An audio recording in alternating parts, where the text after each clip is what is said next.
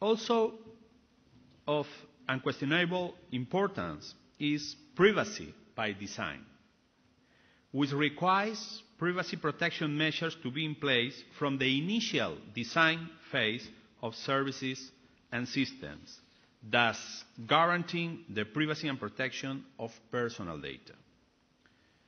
Within privacy by design, privacy impact assessment methods have an ever greater presence.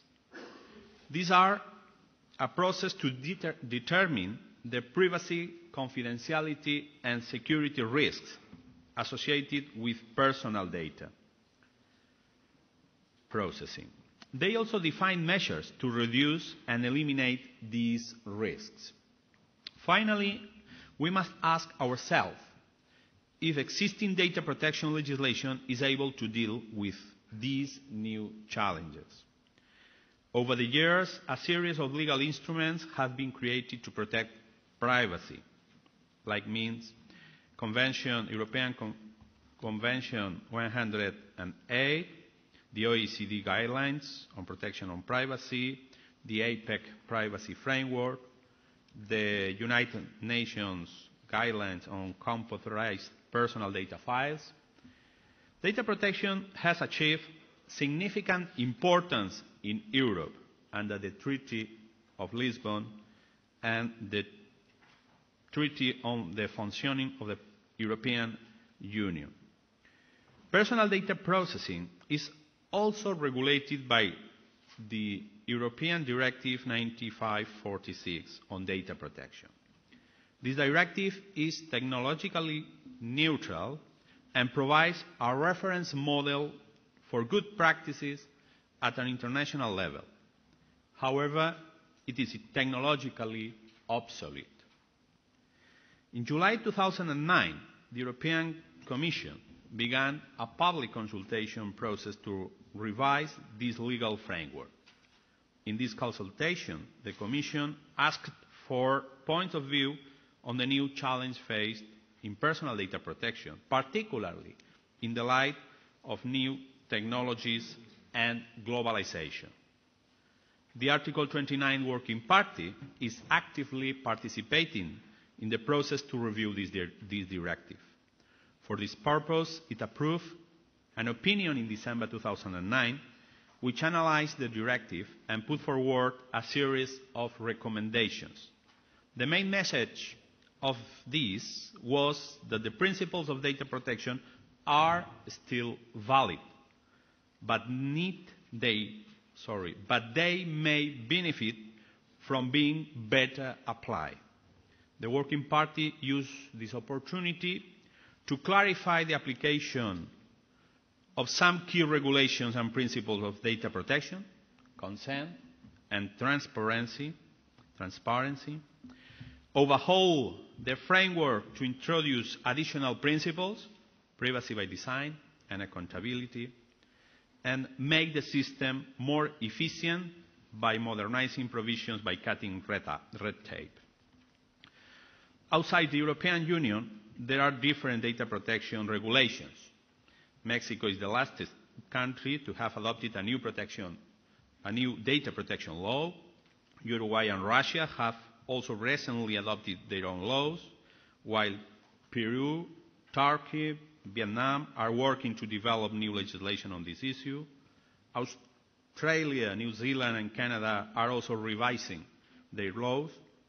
But the territorial limitation of the current systems require us to reflect on the need for a comprehensive data protection framework, which will cover these new situations, but also future situations. The ongoing differences in terms of data protection, and especially the lack of guarantees in many countries, lead to reduced protection of individual rights.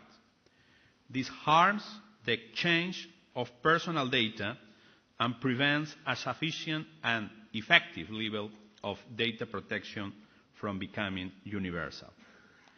Data protection authorities from around the world, which meet during the International Conference of Data Protection and Privacy, have in recent years expressed a constant concern about the problems stemming from the different protection regimes existing in different geographical areas, including the fact that some countries or areas have no data protection or privacy regulation whatsoever.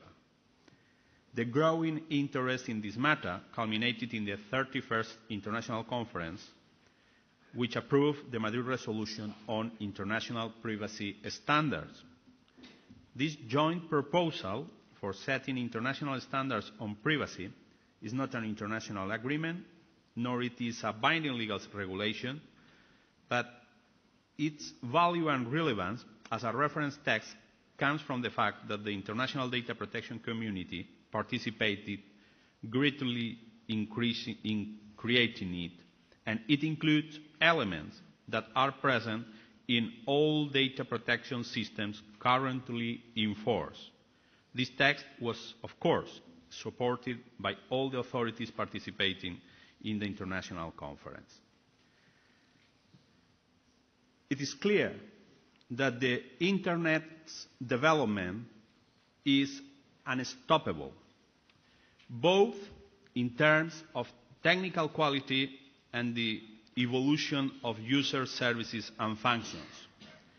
Technology gives people power and increases development possibilities. For this reason, it is essential that development is accompanied by rules that govern its proper use.